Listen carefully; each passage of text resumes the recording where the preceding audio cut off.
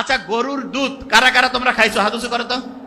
হ্যাঁ, ব্রেন আছে, very fine. শোনো, হরলিক্স খাইও না, হরলিক্সে চিনি, হরলিক্স খাবা না। অনেক অভিভাবক মনে করো হরলিক্সে ব্রেন বাড়বে, ব্রেন ধ্বংস হয়। এটা নিয়ে পরে বলবো, খালি এইটুকু বললাম, হরলিক্সে 10 গ্রামে 7 গ্রাম চিনি, ফালতু জিনিস, সত্যি কথা। গরুর দুধ থেকে 1-2 দিন পরে কি দই পাওয়া যায় না? দই থেকে পাওয়া যায় মাখন, মাখন থেকে পরবর্তীতে পাওয়া যায় ঘি। বলো তো, গরুর দুধের দাম বেশি না দইয়ের দাম বেশি?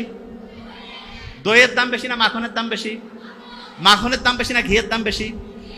আচ্ছা, এবার তুমি মনে করো ঘি ডাইরেক্ট দুনিয়াকে ঘি আসে নাকি দুধ থেকে দই, দই থেকে মাখন, তারপরে ঘি? ডাইরেক্ট ঘি নাকি দুধ থেকে তৈরি হয়? আচ্ছা, তুমি ভালো কাজ করছো, সাথে সাথে তুমি পুরস্কার পাইছো, তাইলে বলো তো দই পাবা না দুধ পাবা? গরুর দুধ পাইলা। একটু দেরিতে পাইছো, তাইলে কি গরুর দুধ থেকে কি পাবা? দই পাবা। আর একটু দেরিতে হইলে, সবচেয়ে দেরিতে ঘি। তাহলে সবাই ঘি খাইতে চাও না? এই কও না কেন?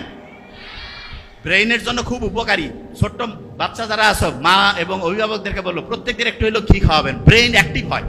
ব্রেইনের তথ্যগুলো যে রাস্তা দিয়ে যায় না, আচ্ছা এই রাস্তা দিয়ে যাওয়ার জন্য আমরা অনেক সময় করি না একটা জিনিস, ওই যে যারা হুন্ডা চালাই, যাতে খুব ভালোভাবে হচ্ছে ইঞ্জিনটা চলে, এই জন্য মোবিল টোবিল দিয়ে একটু করি না? এইরকম ব্রেইনের রাস্তাটা হচ্ছে ওইরকম মোবিলের মতো কাজ করে হচ্ছে ঘি। প্রত্যেকদিন ঘি খাবো একটু করে, প্রত্যেকদিন। এই ছোট্ট বাচ্চারা, আল্লাহর কাজ করতেছো, আল্লাহ খুশি হয়েছে, কিন্তু তোমাকে দেরিতে দিচ্ছে, তাহলে কি দিবে বলো তো? দেখছেন কি ব্রিলিয়ান্ট, কি দিবে?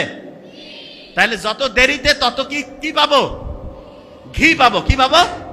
ঘি। আচ্ছা, ভালো কাজ করার পরে, এই ভালো কাজ করার পরে যদি দেরিতে পাই, তাহলে ভালো জিনিস পাবো না কম ভালো জিনিস পাবো?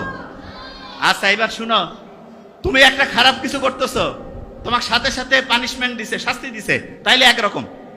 যদি অনেক দেরিতে পানিশমেন্ট দেয়, তাইলে ভালো না খারাপ? খারাপ। তাইলে একটা খারাপ কাজ করতেছো, ওই সময় আল্লাহ ধরে নাই, তাইলে দেরিতে ধরবে কি ধরবে না? ধরবে। তবে আল্লাহ সুযোগ দেয়, যদি তুমি ভুল করার পরে, ভুল করছো, ভুল করার পরে যদি আল্লাহকে বলো যে এটা ভুল হয়েছে, আচ্ছা ভুল করছো একটা, সেটা থেকে যদি আবার ফিরে আসো, মনে করো শোনো, তুমি তোমার আব্বা আম্মাকে একটা মিথ্যা বলছো, তারপরে কিছুক্ষণ পরে এসে যদি বলো যে আব্বা এটা ভুল করছি, আব্বা আম্মা হেসে ফেলে না? তারপরে তোমার একটা চকলেট, একটা কিছু খাবার দেয় না?